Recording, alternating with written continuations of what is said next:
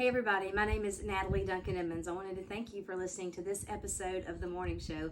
I'm the creator, the producer, and the host of the show. We want you to check out our website. It's themorningshowwithnatalie.com. You can go to that website. You can see all about our sponsors, all about the show. You can even listen to live episodes while they're going on right there from the website. Another way to listen to the show live is go to Live 365. You can download that app and just search for The Morning Show. It's right there. Super easy. We want you to hit the like button and subscribe to this channel if you will. That way you can keep up with what's going on The Morning Show. Thank you. I hope you enjoy it. For more than half a century, no group has secured such a far-reaching legacy like that of the Kingsmen Quartet. Since 1956, this group has risen from humble beginnings in the mountains of West North Carolina to one of the most beloved and innovative groups in Christian music. Countless renowned artists have been part of this great lineage, 8 of which have been inducted into the Southern Gospel Music Hall of Fame.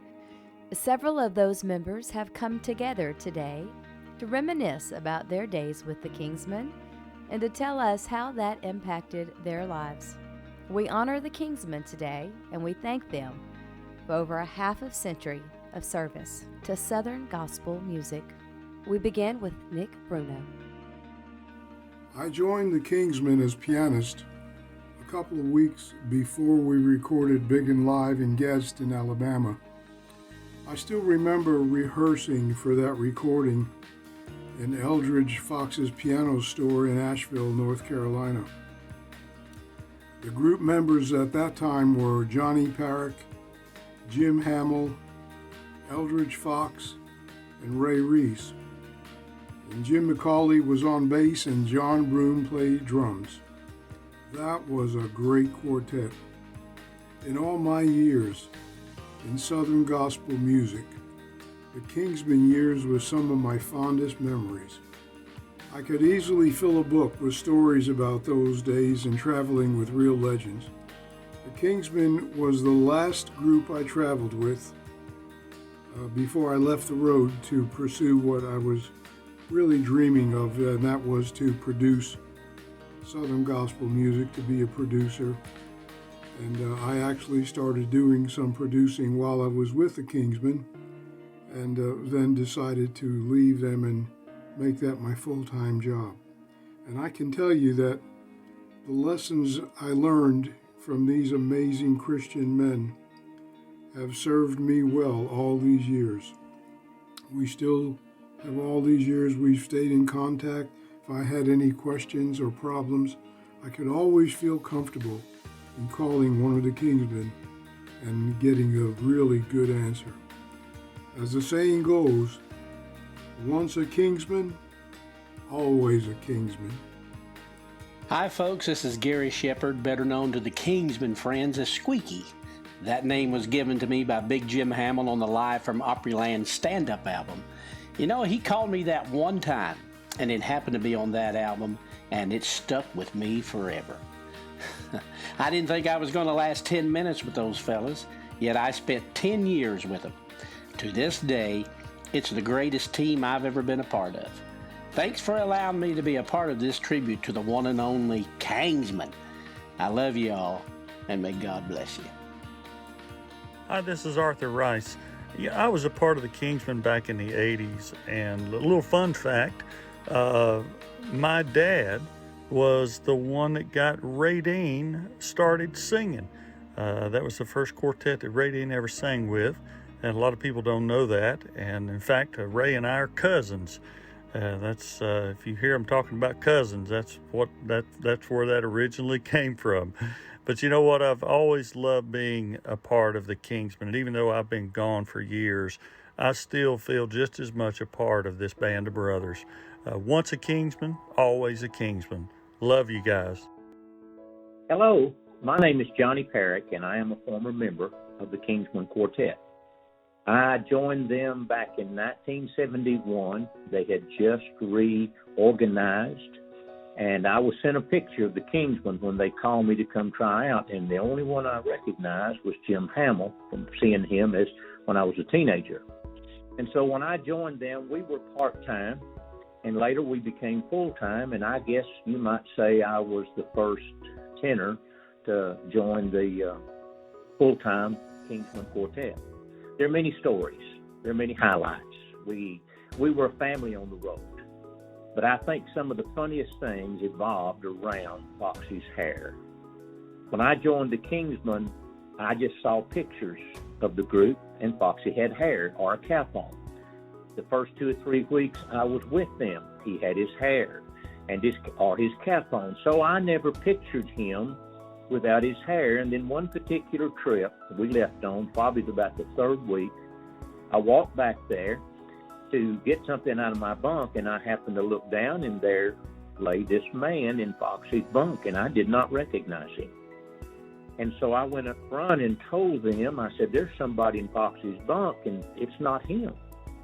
And they went back and looked, and they began to laugh. I had never seen Mr. Fox without his hair, so he looked totally different. And that's not the only time that was funny. We were singing in a place at another time, and Jim McCauley, who played the bass guitar, sang a song, and at the end of the song, everybody just applauded him, so he took a bow.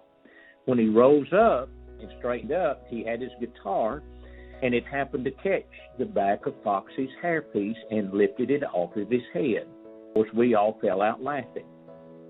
And then one other time, several years later, we were singing in a place on a Monday night up in Kentucky. Never been there before.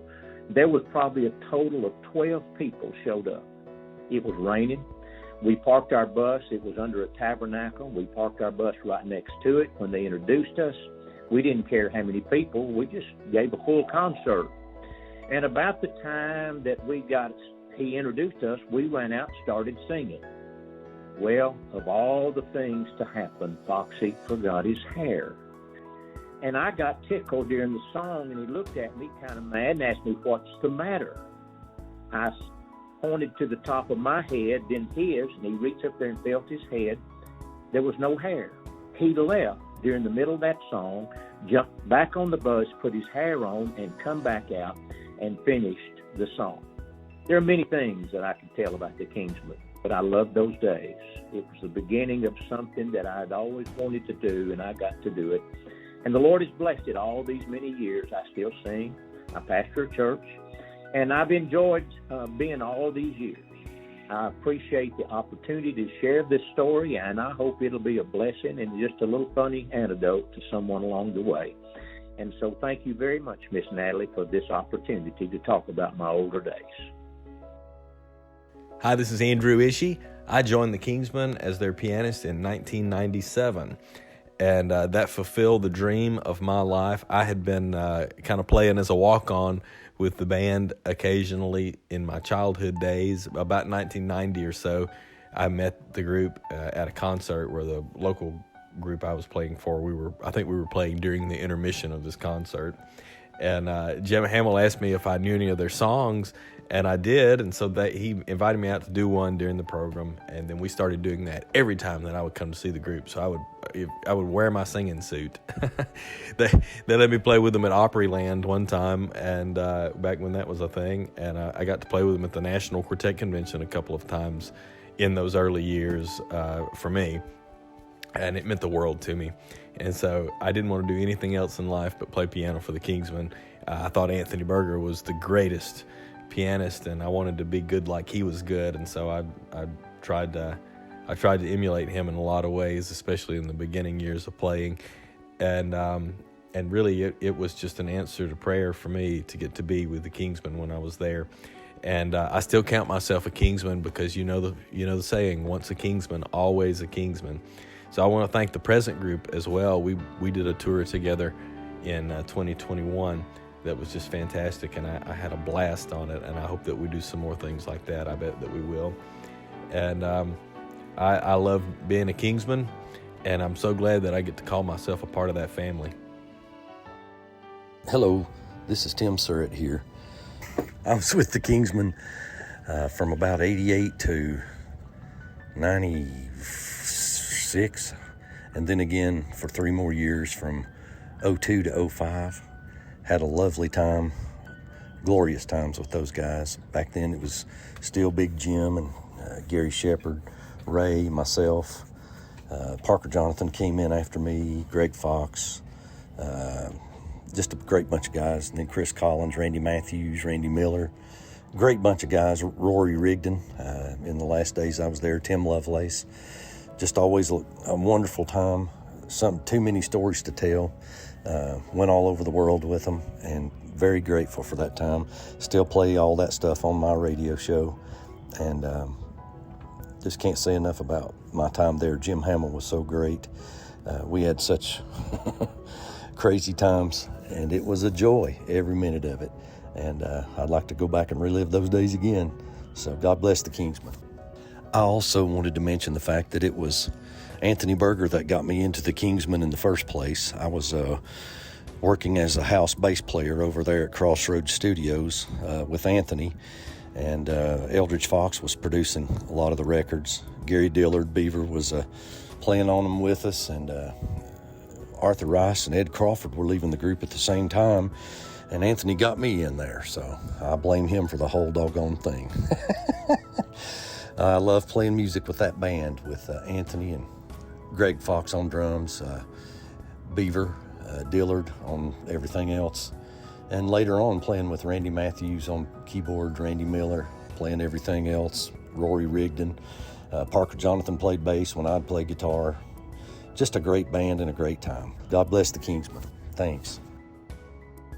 I remember Eldridge Fox calling me and asking me to come up and try out for the Kingsmen, and so I made my way up from Alabama. It was on a Wednesday night. We were going to head out to Panama City, Florida. Now, I didn't really know a lot about the Kingsmen. I didn't listen to a lot of quartet music at the time, but so I was an early riser. We're driving along in the tour bus, and I'm up with the bus driver sitting up there, and then Hamill came out of the bunk area. Now, I had no idea who Hamill was, but Hamill came out in his white tank top shirt, his boxers, and socks, black socks that went all the way up to his knees.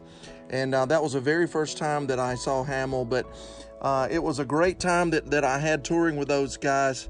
The Kingsmen have such a large place in my heart, and I truly am blessed to have been able to travel with those guys. But I love them to death, and they're still part of my family. Hi, my name is Bryan Hudson. I actually served 2 separate tenures with the Kingsmen Quartet. I first joined the group in 1996 and left in 2001, and then I rejoined the group in 2007 and left at the end of 2011. Probably my first and favorite recording of the group has to be 1977's Chattanooga Live. Little Ernie Phillips, Big Jim Hamill, Squire Parsons, and of course Radine Reese was a part of that vocal lineup that night, and they're probably still absolutely my favorite vocal lineup of the Kingsmen of all time. I have so many fond memories, a lot of good memories from being with the Kingsmen all those years. We were able to sing on the Grand Ole Opry twice, the Georgia Dome. We did a lot of the Gaither Homecoming videotapings. We sang at state fairs and county fairs, and popcorn festivals and persimmon festivals and watermelon festivals, TV programs, large churches, small churches. We sung at goat ropings and flea markets and yard sales and you name it, and we sang at it. I was able to, by being with the Kingsmen, I have sung in 49 of the 50 states. If I can make it to Alaska and sing one song, I can say that I have sung in all 50 states. But we got to see places like the Grand Canyon, Mount Rushmore, the Hoover Dam, Yellowstone National Park, so many great landmarks, United States landmarks that I was able to see by my years with the Kingsmen. We took cruises, and we were just able to really see the world. We went into Canada, all the provinces of Canada. Of course, we went on the cruises with the group, and so that was such a blessing. Very grateful for the guys that I was able to travel with and share the stage with, and I'll be forever grateful for the late, great Eldridge Fox, we called him Foxy, and Greg Fox for really taking a chance on me in 1996 and allowing me to live my dream of becoming a member of the Kingsmen. And then also forever grateful to Radine and Brandon Reese, who now own the group, for allowing me to come back in 2007. You know, The phrase, once a Kingsman, always a Kingsman, truly is a true statement, and I'm so thankful for my years of being part of the Kingsman legacy. So one quick funny story. Big Jim Hamill, the lead singer and MC for the group for 26, 27 years, he loved Red Man chewing tobacco. He absolutely loved Red Man chewing tobacco. Well, at the time when I first went in 1996, Tim Lovelace was playing piano. Funny man, comedy man. Tim Lovelace was playing the piano for the group, and we had a utility player and singer named Randy Miller from Beulah, Alabama, was where he was from. And so one night, Randy and Tim Lovelace took 3 or 4 of those habanero peppers, and they crushed up these habanero peppers and put those habanero peppers in Big Jim's Red Man chewing tobacco pouch. And Ray Dean and I were sitting in the front lounge, and Hamill, we had just got done with a concert, and Hamill took out his Red Man, and he was going to get him a jaw full of Red Man, and there inside the pouch, unbeknownst to him, was about 3 or 4 crushed up habanero peppers, and he put it in his jaw, and me and Ray just sit there and watched. And so, right directly, Hamill didn't move around very well because he had arthritis in both legs so bad, but he got off that couch pretty fast when he realized what was in that pouch. And he went to the sink and turned the water on, and he started spitting, trying to get all that out of his mouth, and it lit him up pretty good. And we just cackled. I mean, we just cackled for about 30 minutes, and he looked at me and Ray Dean, and he said, "Boys, I know who did this, and a piano player and a harmonica player is sure going to get it in a few minutes." But that was one of the funniest stories I had with the Kingsmen. Like I said, thank you so much today for honoring the Kingsmen, honoring the Kingsmen legacy. God bless you all. Thank you. Tim Lovelace here, and I played piano for the Kingsmen sometime back in the middle 90s. And it was a fun time, especially sound-wise, because I loved the band, and we would still do some concerts where Eldridge Fox, such a great singer and owner and manager of the Kingsmen, would come out and either play the piano or we'd do a duet together, but he would get up and sing on a few songs, and Big Jim Hamill was still traveling quite a bit. And some of those concerts, Squire Parson would come out to sing, and of course Ray Dean on bass. So you had that huge Kingsman sound if you did a song, some of the classics like Glory Road, and you had Eldridge, Big Jim, Squire, Ray Dean, and it was just so much fun. And the band, of course, I've always loved live music. I was on the keyboards, but had Greg Fox, of course, Eldridge's son, Greg, laying down the drums like he did for so many years, a great drummer. Tim Surrett and Rory Rigdon and Randy Miller, and we could even do a little comedy, but could mix in a bluegrass song and switch around and have Tim Surrett singing lead, and we'd have some banjo and mandolin, and then go back and do the big Kingsman gospel sound as far as a band. So it was just a lot of fun there, with a variety of it. And over the years, I'm also very thankful that Kingsman cut several songs of mine. One song, Mary Alice, my wife, and I wrote called "Get You to the Other Side." Greg Fox discovered that song that we had written and pitched it to the guys, and they cut it, and I really do appreciate that. But what is fun is that Ray Dean, after all these years, still, when he walks up to me, he'll do a little line from the end of that song and go, "Walking, walking, walking." Of course, he does it about an octave or two lower than that. But a big thank you to Ray Dean for keeping the Kingsmen going all these years since Eldridge passed. And Ray Dean has just done so much for gospel music and been out there so long. And to all the guys, they have a great sound. So be safe out there on the road, you guys. We appreciate you, and it's a neat time to honor the Kingsmen.